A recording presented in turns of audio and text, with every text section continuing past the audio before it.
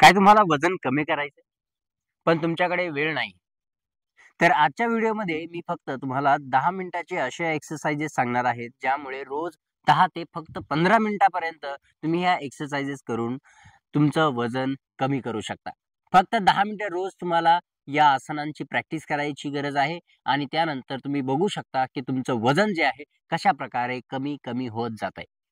तर मित्रांनो नमस्कार, मी राजू भाकड, योगा ट्रेनर, योगा टीचर। आज तुमचं या व्हिडिओमध्ये पुन्हा एकदा स्वागत करत आहे। आणि हो, तुम्ही मागच्या व्हिडिओंना भरपूर सपोर्ट केला त्याबद्दल खूप खूप धन्यवाद। आणि हो, पण आपलं चॅनल जे आहे बरेच जण बघतायत, व्हिडिओ बघतायत, पण 90% लोक जे आहेत आपले व्हिडिओ बघतात पण सबस्क्राईब करत नाहीये। मला आशा आहे की तुम्ही असं करणार नाही आणि चॅनलला सबस्क्राईब करून लाईक बटनला हिट करणार आहात। तर मित्रांनो चला सुरुवात करूया की कशा पद्धतीने तुम्ही जे आहे तुमचं वजन जे आहे कमी करू शकता। आणि हो, व्हिडिओच्या शेवटला जे आहे मी काही महत्त्वाच्या टिप्स तुम्हाला सांगणार आहे, त्या टिप्स तुमच्या वजन कमी करण्यासाठी फायदेशीर असणार आहे, त्यामुळे व्हिडिओ शेवटपर्यंत बघा। चला सुरू करूया। तर मित्रांनो सगळ्यात अगोदर महत्त्वाचं म्हणजे तुमच्यासाठी पहिली एक एक्सरसाइज जी आहे ती म्हणजे सूर्यनमस्कार। तुम्हाला सूर्यनमस्कार रोज 5 मिनिटं निदान कराव्या लागेल, ज्यामुळे तुमची बॉडी वॉर्मअप होईल आणि याच वॉर्मअप नंतर तुम्ही जे आहे तुमच्या मेन वर्कआउटला म्हणजे काही जे आसन आपण बघणार आहोत त्या आसनांना सुरुवात करायची आहे। तर सगळ्यात महत्त्वाचं म्हणजे सूर्यनमस्कार कसा करावा याविषयी आपण एक व्हिडिओ बनवलेला आहे, तो व्हिडिओ तुम्ही नक्की जाऊन बघा। आणि त्यानंतर तुम्ही या ठिकाणी जे काही आसनांचं आपण विश्लेषण करणार आहोत, कशा प्रकारे तुम्ही करू शकता त्या आसनाची माहिती जी आहे आपण या व्हिडिओमध्ये दिलेली आहे। तर चला व्हिडिओला सुरुवात करूया।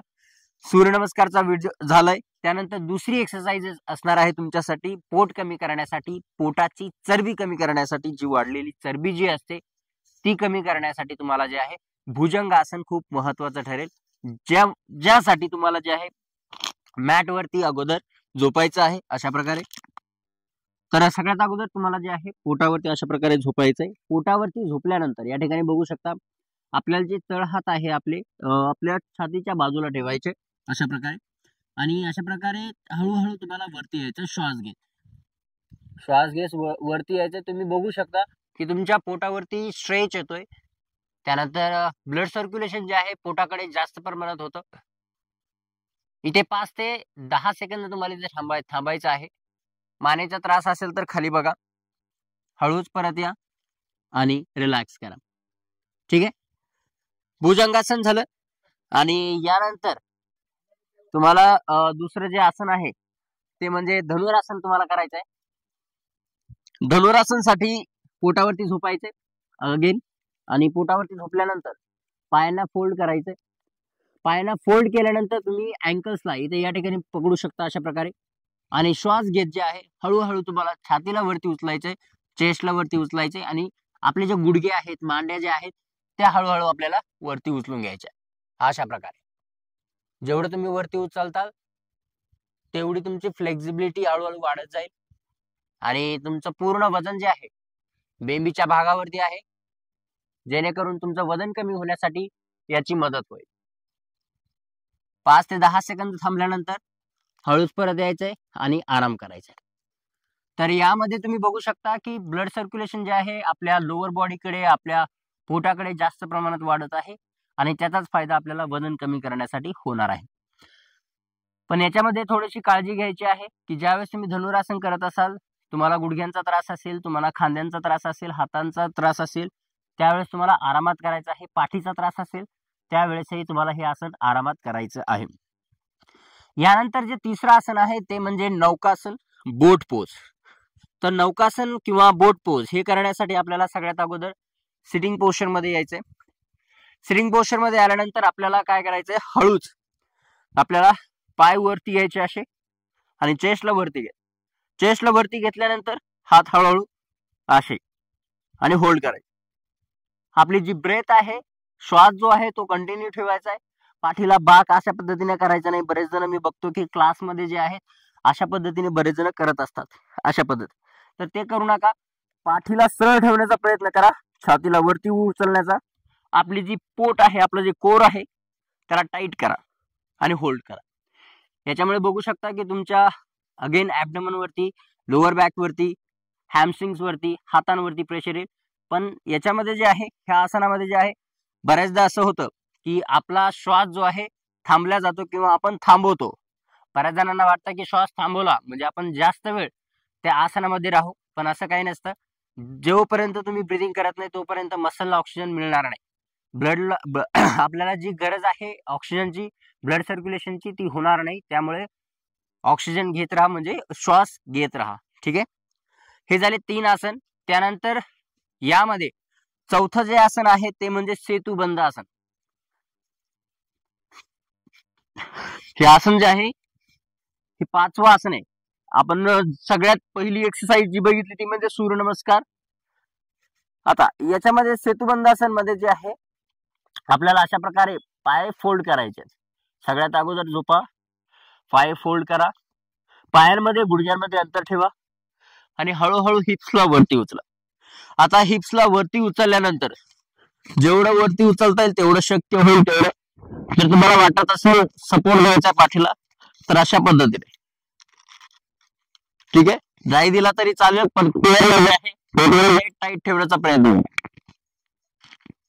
5 ते 10 सेकंद थांबायचे, रिलॅक्स करायचं. आता ह्या आसनामुळे तुमचा फायदा कुठे होईल? पोटाची चरबी कमी करण्यासाठी. ह्या आसनाचा फायदा जो आहे तुम्हाला पोटाची चरबी कमी करण्यासाठी, मांड्यांची चरबी कमी करण्यासाठी या आसनाचा फायदा होईल.